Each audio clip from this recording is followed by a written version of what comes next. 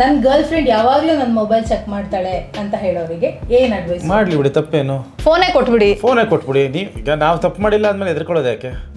ತಪ್ಪು ಮಾಡ್ತಿದಾರಂದ್ರೆ girl friend ಯಾಕೆ? ಮದುವೆ ಆದ್ಮೇಲೆ ಹಿಂಗೂ ಆಗ್ಬೋದು ಜೀವನ ಅಂತ ಯಾರಾದ್ರೂ ಒಬ್ರು ಹೇಳಿದ್ರೆ ಚೆನ್ನಾಗಿರ್ತಿತ್ತು ಅಂತ ಅನ್ಸಿದ್ರೆ ಯಾವ ವಿಷಯಕ್ಕೆ? ಪರಿವಿಷಯಕ್ಕೆ.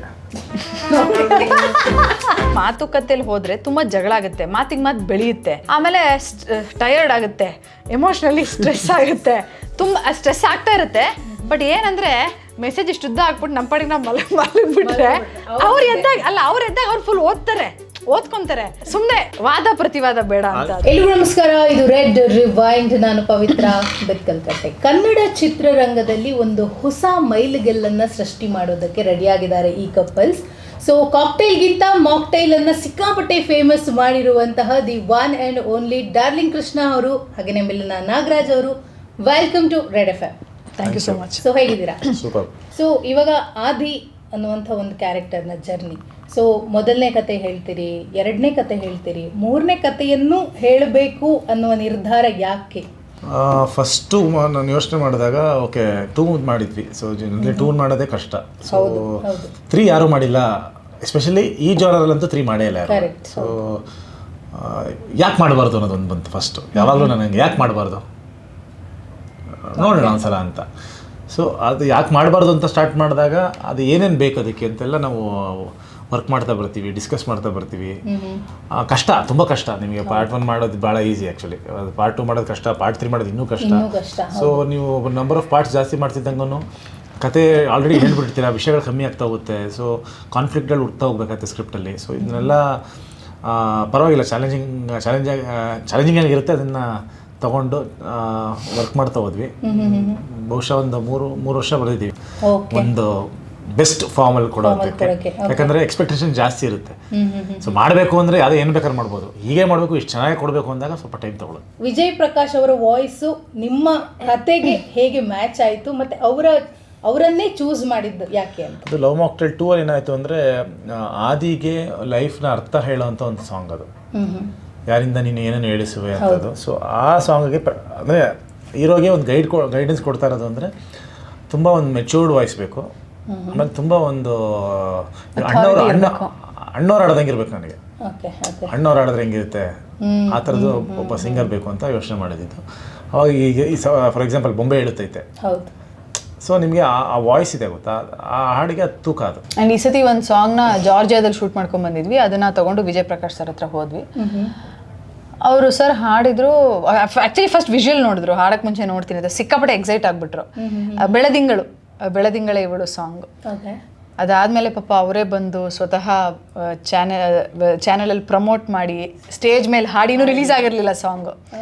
ಅಂದರೆ that's the kind of excitement he had ಆ ಸಾಂಗ್ನ ಕೇಳಿಸ್ಕೊಂಡು. ಆ್ಯಂಡ್ ಅಷ್ಟೇ ಬ್ಯೂಟಿಫುಲ್ಲಾಗಿ ಹಾಡಿದ್ದಾರೆ. ನಾವು ಸಾಂಗ್ಸ್ ಬಗ್ಗೆ ಮಾತಾಡ್ತಾ ಇದ್ವಿ. ಸೊ ಇವಾಗ ಹಿಂದೆ ನೀವು ಆ್ಯಕ್ಟರ್ ಆಗಿದ್ದಾಗ, ಡೈರೆಕ್ಟರ್ ಆಗೋದಕ್ಕಿಂತ ಮುಂಚೆ, ನೀವು ಪ್ರೊಡ್ಯೂಸರ್ ಆಗೋದಕ್ಕಿಂತ ಮುಂಚೆ ಸಾಂಗ್ನ ಮಾರ್ಕೆಟ್ ಬೇರೆ ಥರ ಇರ್ತಿತ್ತು, ಅದನ್ನ ರಿಸೀವ್ ಮಾಡುವಂಥ ಆಡಿಯನ್ಸ್ ಬೇರೆ ಥರ ಇರ್ತಿತ್ತು.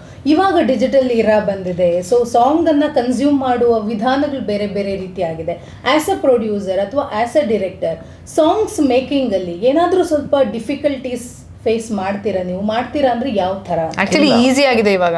ಅಂದರೆ ನಾನು ತುಂಬ ತಲೆ ಕೆಡಿಸ್ಕೊಳ್ಳಲ್ಲ. ಸಿ ಆಡಿಯನ್ಸ್ಗೆ ಏನು ಬೇಕು ನಾನು ಯೋಚನೆ ಮಾಡಲ್ಲ. ಸಾಂಗ್ ಎಸ್ಪೆಷಲಿ ಸಾಂಗ್ ಮಾಡುವಾಗ, ಸಿನಿಮಾ ಮಾಡುವಾಗ ಓಕೆ ಬಟ್ ನನಗೇನ ನನ್ನ ಕತೆಗೆ ಆ ಸಾಂಗ್ ಹೆಂಗೆ ಕೂರ್ತಾ ಇದೆ, ಎಷ್ಟು ಮಟ್ಟಿಗೆ ಕೂರ್ತಾ ಇದೆ, ಅದು ಹಿಟ್ಟಾಗುತ್ತೋ ಓಕೆ, ಒಂದ್ಸಲಿ ಕೇಳಿದ್ರು ಪರವಾಗಿಲ್ಲ ಅಂತ ಅನ್ಸುತ್ತೋ, ಏನಾದರೂ ನಾನು ಡಿಸೈಡ್ ಮಾಡೋದು ಹಂಗೆ ನನ್ನ ಕತೆಗೆ ಎಷ್ಟು % ಕೂರ್ತಾ ಇದೆ ಅಂತ.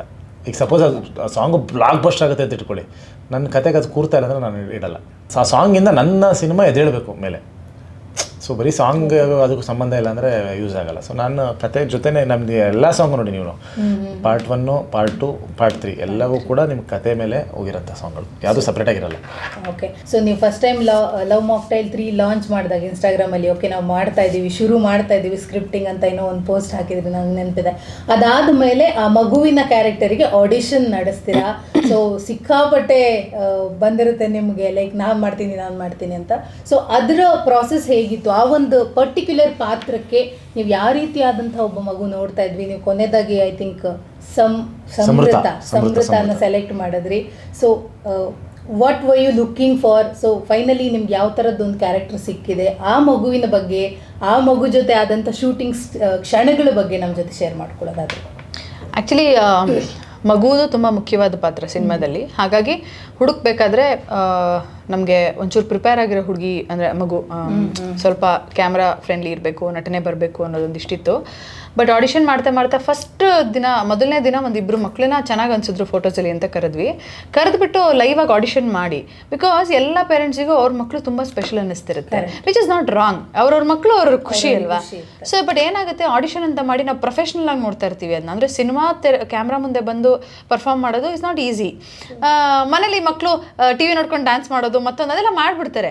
ಬಟ್ ಏನಾಯಿತು, ನಮಗೆ ಒಂದು 2-3 ಮಕ್ಕಳಿಗೆ ಆಡಿಷನ್ ಮಾಡಿದಾಗ ನಮ್ಗೆ ಇಲ್ಲ ಅಂತ ಹೇಳೋಕ್ಕಾಗಲಿಲ್ಲ. ಬಿಕಾಸ್ ನಾವು ತುಂಬ ಒಂಥರ ಕಷ್ಟ ಅನ್ನಿಸ್ತು ಆ ಸಿಚುವೇಶನ್ ವೇರ್ ಪೇರೆಂಟ್ಸ್ ತುಂಬ ಎಕ್ಸೈಟೆಡ್ ಆಗಿರ್ತಾರೆ, ಮಕ್ಕಳಿಗೆ ಡಿಸಪಾಯಿಂಟ್ ಮಾಡೋಕ್ಕೆ ಇಷ್ಟ ಆಗಲಿಲ್ಲ.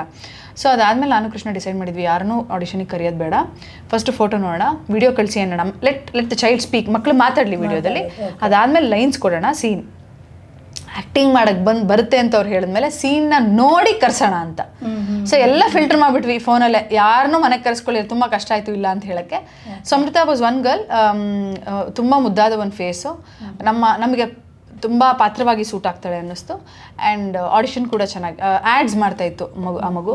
ಸೊ ಆಡಿಷನ್ ಮಾಡಿದಾಗ ಚೆನ್ನಾಗಿ ಮಾಡಿದ್ಲು. ಆ್ಯಂಡ್ ಮೀಟ್ ಮಾಡಿದಾಗ ವಿತ್ ಪ್ರಿಪ್ರೇಷನ್ ಬರ್ತಾರೆ ಅಂತ ಗೊತ್ತಾಯ್ತು. ಬಿಕಾಸ್ ಪೇರೆಂಟ್ಸ್ ಇನ್ವಾಲ್ವ್ಮೆಂಟ್ ಕೂಡ ಅಷ್ಟೇ ಇಂಪಾರ್ಟೆಂಟ್ ಆಗುತ್ತೆ. ಇನ್ವಾಲ್ವ್ಮೆಂಟ್ ಇನ್ ದ ಸೆನ್ಸ್ ಮಕ್ಕಳನ್ನ ತಯಾರು ಮಾಡಿ ಕರ್ಕೊಂಬರೋದು. ಸೊ ಹಾಗಾಗಿ ಡೈಲಾಗ್ಸ್ ಎಲ್ಲ ಕೊಟ್ಟಿರ್ತೀವಿ ಮುಂಚೆನೆ. ಸೊ ಏನು ಮಾಡಬೇಕು ಅದನ್ನೆಲ್ಲ ಈಗ ನಾವು ಹೇಳ್ಕೊಡೋಕ್ಕಿಂತ ಅವ್ರ ತಾಯಿ ಹೇಳ್ಕೊಟ್ಟಾಗ ಅವ್ರಿಗೆ ಜಾಸ್ತಿ ಗ್ರಾಬ್ ಮಾಡ್ಕೋತವೆ. ಸೊ ಅವರು ಚೆನ್ನಾಗಿ ಪ್ರಿಪೇರ್ ಆಗಿ ಬರ್ತಾ ಇದ್ರು ಹಾಗಾಗಿ. ಓಕೆ, ಸೊ ಪೇರೆಂಟ್ ಕೂಡ ಆದ್ರಿ, ನಿಮ್ದು ಕೂಡ ಲವ್ ಅಲ್ಲಿ ಇದ್ದಿದ್ದು ಪೇರೆಂಟ್ ತನಕ ಬಂದಿದೆ 3ವರೆಗೆ ಬರುವಷ್ಟೊತ್ತಿಗೆ. ನಾವು 1ರಿಂದ 3ಗೆ ಬಂದಿದ್ದೀವಿ. ಈಗ ಒಬ್ರು ಪ್ರೊಡ್ಯೂಸರು, ಒಬ್ರು ಡೈರೆಕ್ಟ್ರು, ಸೊ ಒಬ್ರು ಸ್ಟ್ರಿಕ್ಟ್ ಪ್ರೊಡ್ಯೂಸರ್ ಜೊತೆ ಕೆಲಸ ಮಾಡೋದು ಎಷ್ಟು ಚಾಲೆಂಜಿಂಗ್ ಆಗಿತ್ತು ನಿಮ್ಗೆ? ಸ್ಟ್ರಿಕ್ಟ್ ಪ್ರೊಡ್ಯೂಸರ್ ಏನಿಲ್ಲ, ಸ್ವೀಟ್ ಪ್ರೊಡ್ಯೂಸರ್. ಓಕೆ, ಸೊ ಇಬ್ರು ಪ್ರೊಡ್ಯೂಸರ್ ಆಗಿರೋದ್ರಿಂದಾಗಿ ಏನು ಪ್ರಾಬ್ಲಮ್ ಇಲ್ಲ ಅಂತನಾ? Okay fine.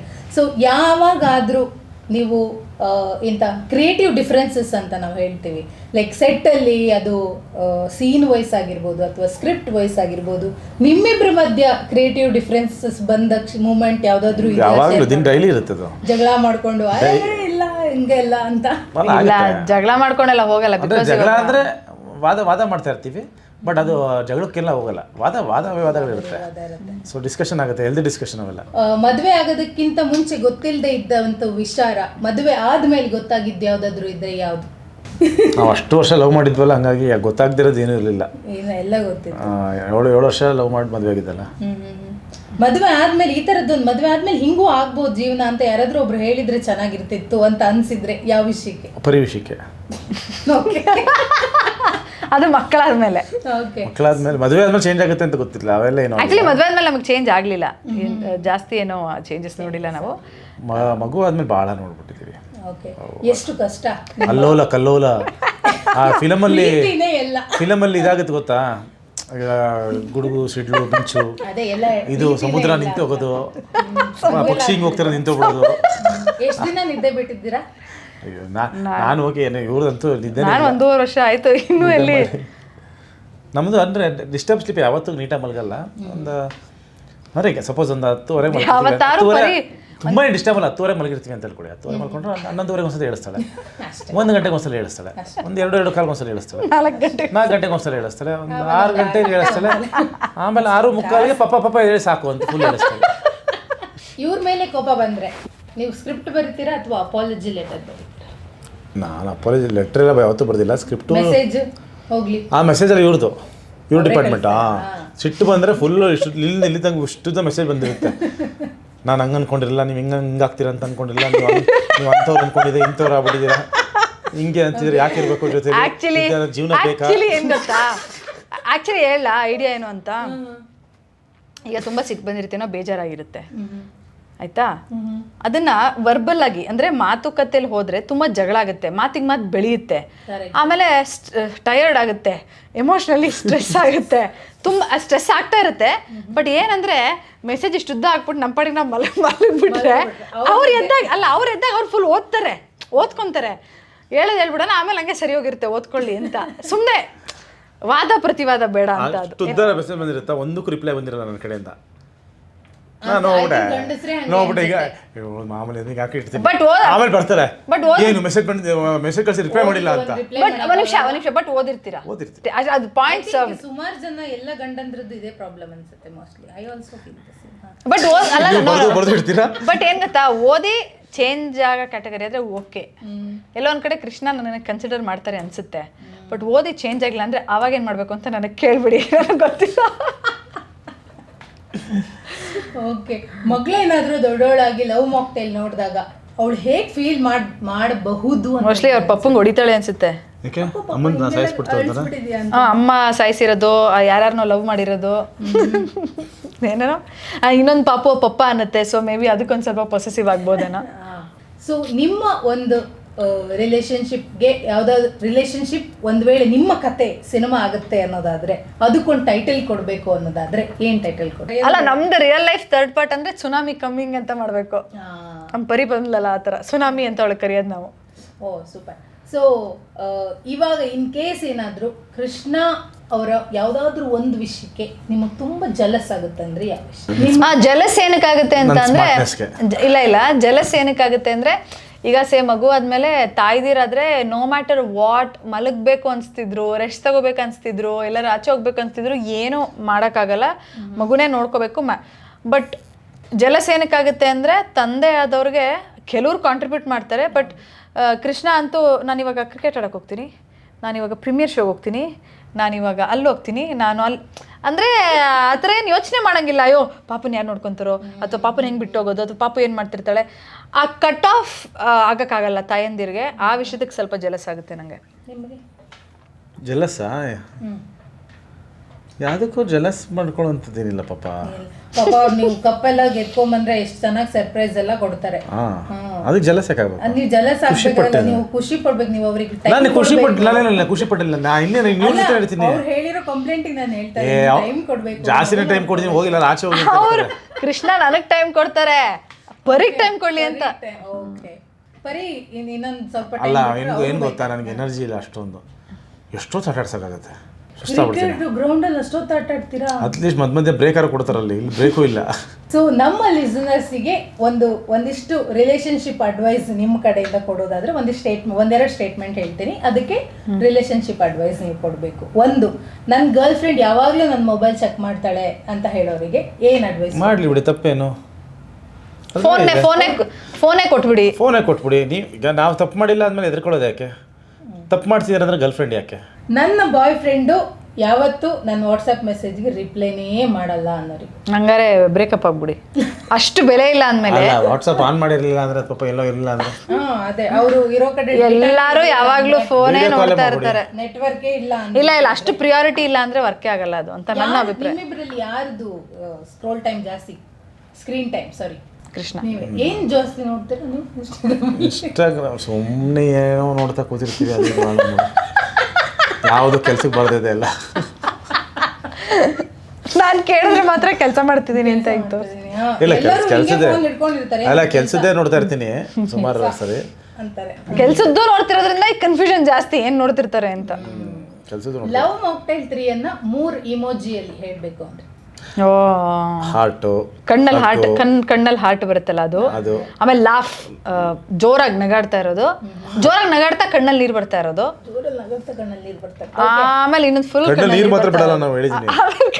ಬರ್ತಾ ಇರೋದು.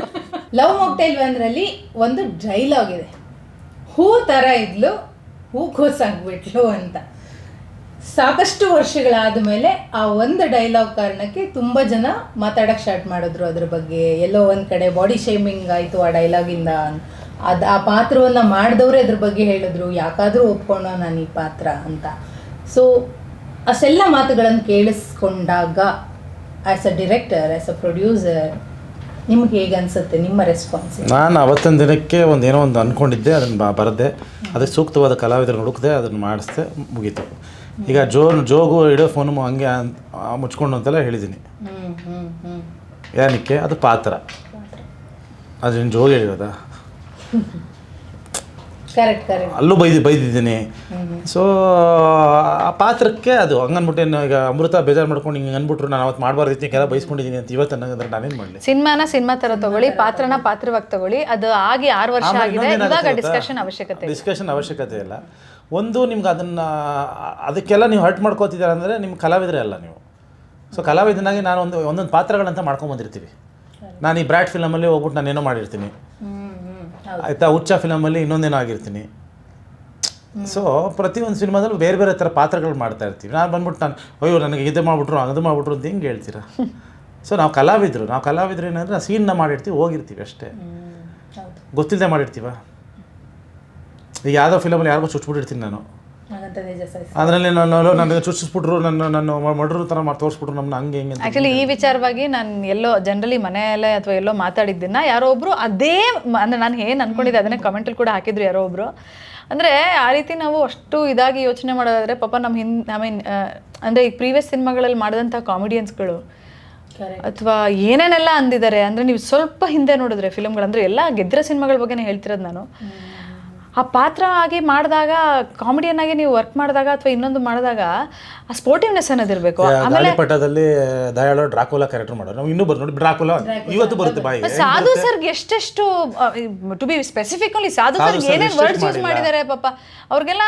ಅಂದ್ರೆ ದೊಡ್ಡಣ್ಣವ್ರು ಎಷ್ಟು ಮಾಡಿಲ್ಲ ಅಂದ್ರೆ ಇಟ್ಸ್ ವೆರಿ ಈಸಿ ಅಲ್ವಾ ಒಂದು ತಂಡನ ಬಂದು ಸುಮ್ಮನೆ ಅನ್ನೆಸೆಸರಿ ಬ್ಲೇಮ್ ಮಾಡೋದು. ಎಷ್ಟು ವರ್ಷ ಆಯ್ತು? 6 ವರ್ಷ ಅಲ್ಲ. ಫಸ್ಟ್ ಆಫ್ ಆಲ್ ನಾನು ಇಂಥ ಒಂದು ಪಾತ್ರ ನಾನು ಬರ್ಕೊಂಡಿದ್ದೀನಿ. ನಿಮ್ಗೆ ಇಂಟ್ರೆಸ್ಟ್ ಇದ್ದರೆ ಮಾಡಿ, ಇದ್ರೆ ಮಾಡಬೇಡಿ. ನಾವು ನಿಮ್ಗೆ ಹೇಳಿದ್ವಿ ಹಿಂಗೆ ಇರುತ್ತೆ ಇಂತಿದ್ದು ಅಂತ. ಅದು ನೋಡಿಕೊಂಡು ಮಾಡಿ ಎಂಜಾಯ್ ಮಾಡಿಕೊಂಡು ಎಲ್ಲ ಶೂಟಿಂಗ್ ಮಾಡಿಕೊಂಡು ಎಲ್ಲ ಮುಗಿಸ್ಕೊಂಡು ಹೋದ್ಮೇಲೆ ಎಷ್ಟೋ ವರ್ಷ ಆದ್ಮೇಲೆ ಇಲ್ಲ ಹಂಗೆ ಮಾಡ್ಬಿಟ್ಟಿದ್ರಿ. ಆ್ಯಕ್ಚುಲಿ ಸಿನಿಮಾ ಎಲ್ಲ ಮಾಡಿ ಮುಗಿಸಿದ್ಮೇಲೆ ನಮ್ಮ ರಿಲೇಷನ್ಶಿಪ್ ತುಂಬ ಚೆನ್ನಾಗಿತ್ತು. ಇದು ಆ್ಯಕ್ಚುಲಿ ಆ ವಿಡಿಯೋ ಬಂದಾಗಲೇ ನಮಗೆ ಶಾಕು. ಅಂದರೆ ನಾವಿನ್ನೂ ಎಷ್ಟು ಒಳ್ಳೆ ಇಂಟೆನ್ಷನ್ಸ್, ಒಳ್ಳೆ ಮೈಂಡ್ಸೆಟ್ ನಿಮ್ಮ ಮೇಲೆ ಇಟ್ಕೊಂಡಿದ್ದೀವಿ, ನೀವು ಈ ಥರ ಎಲ್ಲ ಆಚೆ ಮಾತಾಡ್ತಿದ್ದೀರಾ ಅಂದಾಗ ನ್ಯಾಚುರಲಿ ಏನಾಗುತ್ತೆ, ಈಗ ಮೀಡಿಯಾದವರಾಗಲಿ ನೀವಾಗಲಿ ಮತ್ತೆ ಬಂದು ನಮ್ಮನ್ನ ಕೇಳ್ತೀರಾ. ಈಗ ಅವರೊಂದು ಹೇಳೋದು ನಾವೊಂದು ಹೇಳೋದು ಆ ಲೆವೆಲ್ಗೆ ಅವತ್ತು ಹೋಗಲೇಬಾರ್ದು. ಆ್ಯಕ್ಚುಲಿ ರೀಸೆಂಟಾಗೂ ನಮಗೆ ಇಂಟರ್ವ್ಯೂಸಲ್ಲಿ ಎಲ್ಲ ಕೇಳ್ತಾರೆ, ಹೇಳೋಕ್ಕೆ ಬೇಜಾರಾಗುತ್ತೆ, ಆಮೇಲೆ ಹೇಳಿದ್ರೆ ಇನ್ನೊಂದು ರೂಪ ಪಡೆಯುತ್ತೆ, ಮತ್ತು ಅವರೇನೋ ಹೇಳೋದು. ಅಲ್ಲ, ಅದು ಕೌಂಟ್ರ್ಕೊಂಡು ಕೊಡೋದಲ್ಲ, ಅವಶ್ಯಕತೆನೇ ಇಲ್ಲ. ನಾನು ಹೇಳಿದ್ದು ನಾನು ಅವತ್ತು ಮಾಡಿದ್ದೀನಿ ಆ ಕತೆ ನಿಮ್ಗೆ ಹೇಳಿದ್ದೀನಿ, ನಾನು ಮಾಡಿದ್ದೀನಿ, ಶೂಟ್ ಮಾಡಿದ್ದೀನಿ, ಫಿಲಮ್ ಮಾಡಿದ್ದೀನಿ, ಮುಗಿದೋಯ್ತು. ನೀವು ಅದನ್ನು ಬಿಟ್ಟು ಮುಗಿಸ್ಕೊಂಡು 5 ವರ್ಷ 6 ವರ್ಷ ಅದು ಹಂಗಾಗಿತ್ತು ಹಿಂಗಾಗಿತ್ತು ಅಂದರೆ ಯಾರೇನು ಮಾಡೋಕ್ಕಾಗುತ್ತೆ? ಆ್ಯಂಡ್ ಈಗ ನಾವು 3ನೇ ಸಿನಿಮಾ ಪ್ರೊಡಕ್ಷನಲ್ಲಿ ಎಷ್ಟು ಜನ ಆರ್ಟಿಸ್ಟ್ ಹತ್ರ ಕೆಲಸ ಮಾಡಿದ್ದೀವಿ, ಎಷ್ಟು ಕಲಾವಿದರು ಬರ್ತಾರೆ ಹೋಗ್ತಾರೆ, ಮಾಡ್ತಿರ್ತೀವಿ, ಸಿನಿಮಾಗಳು ಮಾಡ್ತಿರ್ತೀವಿ. ನಾವೇ ಎಷ್ಟು ಸಿನಿಮಾ ಮಾಡಿದ್ದೀವಿ. ಆ್ಯಕ್ಚುಲಿ ನಮ್ಮ ಕೆಲಸ ಒಂದು ಪಾತ್ರನ ತೊಗೊಂಬಂದರೆ ಅವ್ರ ಹತ್ರ ಕೆಲಸ ತೆಗೆಸ್ಕೊಳ್ಳೋದು, ಒಂದು ಒಳ್ಳೆ ಪಾತ್ರ ಕ್ರಿಯೇಟ್ ಮಾಡೋದು, ಒಂದು ಒಳ್ಳೆ ಸಿನಿಮಾ ಮಾಡೋದಷ್ಟೇ ನಮ್ಮ ಇಂಟೆನ್ಷನ್ನು. ಯಾರನ್ನು ಹರ್ಟ್ ಮಾಡೋದಾಗಲಿ ಸೆಂಟಿಮೆಂಟಲಿ ಇನ್ನೊಂದು ಮಾಡೋದಾಗಲಿ ಅಲ್ಲ. ಸೊ ಆಮೇಲೆ 6 ವರ್ಷ ಆಗಿದೆ, ಬಿಟ್ಬಿಡ್ಬೇಕು. ಸಿಂಪಲ್ಲು. ಅವ್ರಿಗೆ ಬಾಡಿ ಶೇಮಿಂಗ್ ಅಂತಾರೆ. ಈಗ ಪಾಪ ಅಮೃತ ಹಂಗೆ ಅಷ್ಟು ನೆಗೆಟಿವ್ ಕ್ಯಾರೆಕ್ಟರ್ ಕೊಟ್ಬಿಟ್ಟು ನಾನು ಅಷ್ಟೆಲ್ಲ ಬಯಸ್ಬಿಟ್ಟು ಅವರು ಅದರ ಥಿಯೇಟ್ರ್ ವಿಸಿಟ್ಗೆ ಹೋದ್ರೆ ಸಾಕು, ಮೇಡಮ್ ನೀವು ನಮ್ಮ ಹತ್ರ ಬರಬೇಡಿ, ನೀವು ಹೋಗಿ ದೂರ ಅಂತ ಡೈರೆಕ್ಟಾಗಿ ಬೈತಾಯಿದ್ರು. ಅವ್ರು ರೀಸೆಂಟಾಗಿ ಒಂದು ವಿಡಿಯೋದಲ್ಲೂ ಅವ್ರು ಹೇಳಿದ್ರು, ಇವಾಗಲೂ ಆ ಪಾತ್ರದ ಮೂಲಕ ನಾನು ರೆಕಾಗ್ನೈಸ್ ಮಾಡ್ತಾರೆ. ಅಂದರೆ ಅವ್ರು ಕಲಾವಿದರಾಗ ಅದು ಮಾಡ್ರ ಅಂತ ಹೇಳಿದ್ರು. ಸೊ ಆ ಪಾತ್ರಕ್ಕೆ ಏನು ಬೇಕು ಅದು ಮಾಡಿದ್ದಾರೆ, ಹಂಗನ್ಬಿಟ್ಟು ಅವ್ರು ಬೇಜಾರು ಮಾಡ್ಕೊಳಕ್ಕಾಗತ್ತಾ? ಅದರಲ್ಲೇನಿದೆ, ಖುಷಿಯಾಗೆ ಮಾಡಿದ್ದಾರೆ. ಆ್ಯಕ್ಚುಲಿ ಆ ನೆಗೆಟಿವ್ ಪಾತ್ರನ ಎಷ್ಟು ಚೆನ್ನಾಗಿ ಕನ್ವಿನ್ಸ್ ಮಾಡಿದ್ದಾರೆ ಅಂದರೆ ಅಮೃತನ. ಇನ್ನೂ ಒಂದು ಯಾವುದೋ ಇಂಟರ್ವ್ಯೂ ಹೇಳಿದೆ, ಬಿಕಾಸ್ ನಾನು ಕೌಶಲ್ಯದಲ್ಲಿ ಒಂದು ನೆಗೆಟಿವ್ ರೋಲ್ ಮಾಡಬೇಕಿತ್ತು, ನಾನು ಅರ್ಧ ಮನಸ್ಸಲ್ಲಿದ್ದೆ. ಕೃಷ್ಣ ಹೇಳಿದ್ರು ಮಾಡಂಗಿದ್ರೆ ಫುಲ್ ಒಪ್ಕೊಂಡು ಮಾಡು, ಯಾಕಂದ್ರೆ ಅದೊಂದು ಕುಡ್ಕಿ ಪಾತ್ರ. ಆಮೇಲೆ ಬೈತಾರೆ, ನಮ್ಮ ತಂದೆ ತಾಯಿ ಬೈಯೋದಿದೆ, ಮತ್ತೊಬ್ರು ಬೈಯೋದಿದೆ. ಅಯ್ಯೋ ರಂಗಾಯಣರಿಗೂ ಅಂದರೆ ಹೀರೋವಿನ ತಂದೆ ಪಾತ್ರ ಅಂತೂ ತುಂಬ ಗಲೀಜಾಗೆ ಬೈತಾರೆ ನನ್ನ ಪಾತ್ರಕ್ಕೆ. ಕೃಷ್ಣ ಒಂದು ಹೇಳಿದ್ರು, ಒಪ್ಕೊಂಡ್ರೆ. ಆ್ಯಕ್ಚುಲಿ ನನಗೆ ಆ ಟೈಮಲ್ಲಿ ನನಗೆ ಇನ್ಸ್ಪೈರ್ ಮಾಡಿದ್ದು ಅಮೃತ. ಏನಕ್ಕೆ ಇನ್ಸ್ಪೈರ್ ಮಾಡಿದ್ಲು ಅಂದರೆ, ಲವ್ ಮಾಕ್ಟೇಲ್ ನಾನು ಶೂಟಿಂಗಲ್ಲಿ ನೋಡಬೇಕಾದ್ರೆ ಹುಡುಗಿ ಅಂದರೆ ಅಮೃತ ಆ ನೆಗೆಟಿವ್ ಪಾತ್ರನೂ ಕೂಡ ಈಗ ಜನರಲಿ ಹೆಂಗಿರುತ್ತೆ ಅಂದರೆ, ಅಯ್ಯೋ ನನ್ನ ನೆಗೆಟಿವ್ ಪಾತ್ರಪ್ಪ ಇದು ಅಂತ ಅರ್ಧಂಬರ್ಧ ಮನಸ್ಸಿರುತ್ತೆ ಗೊತ್ತಾ. ಕಂಪ್ಲೀಟ್ ಕನ್ವಿಕ್ಷನಲ್ಲಿ ಮಾಡಿದ್ರು ಅವರು ಆ ನೆಗೆಟಿವ್ ಪಾತ್ರನ. ನನಗೆ ಅಮೃತ ಇನ್ಸ್ಪಿರೇಷನ್ ಕೌಶಲ್ಯ ನಾನು ಎಷ್ಟೊಂದು ಕಡೆ ಹೇಳಿದ್ದೀನಿ, ಮಾಡಿದ್ರೆ 100% ನೆಗೆಟಿವ್ ಆಗಿ ಮಾಡಬೇಕು, ಇಲ್ಲ ಮಾಡಬಾರ್ದು. ತಮಿಳಲ್ಲಿ ವಡಿವೇಳವ್ರು ಇದ್ದಾರೆ, ಅದು ಕಾದಲನ್ ಫಿಲಮಲ್ಲಿ ಏನೋ ಪ್ಯಾಂಟ್ ಒಳಗಡೆ ಇಷ್ಟು ದಪ್ಪ ಚಡ್ಡಿಗಳು ಹಾಕೊಂಡು ಪಂಚಲ್ಲಿ ಹಾಕೊಂಡು ಎಲ್ಲ ಕುಂಡಿ ಸ್ವಲ್ಪ ತೊಡೆ ಸ್ವಲ್ಪ ದಪ್ಪ ಕಾಣಲಿ ಅಂದ್ಬಿಟ್ಟೆಲ್ಲ ಮಾಡ್ಕೊಂಡು, ಅಂದರೆ ಅವರೇ ಕಾಮಿಡಿ ಇದನ್ನು ಮಾಡ್ಕೊಂಡು ಮಾಡ್ತಿರ್ತಾರೆ. ಅದನ್ನು ಬಾಡಿ ಶೇಮಿಂಗ್ ಅಂತಿರೋದನ್ನು. So thank you so much. ಇಷ್ಟೊತ್ತು ಬಂದು ಟೈಮ್ ಕೊಟ್ಟು ಇಲ್ಲಿ ಬಂದು ಕೂತ್ಕೊಂಡು ನನ್ನೆಲ್ಲ ಪ್ರಶ್ನೆಗಳಿಗೆ ಉತ್ತರವನ್ನು ಬಹಳ ನಗ್ನಗ್ತಾ ಕೊಟ್ಟಿದ್ದಕ್ಕಾಗಿ ತುಂಬಾ ಒಳ್ಳೆಯದಾಗಲಿ. Thank you so much. Thank you. Best ಎಂಟರ್ಟೈನ್ಮೆಂಟ್ಗಾಗಿ ಲೈಕ್, ಫಾಲೋ ಮತ್ತು ಸಬ್ಸ್ಕ್ರೈಬ್ ಮಾಡಿ ರೆಡ್ FM ಕನ್ನಡ.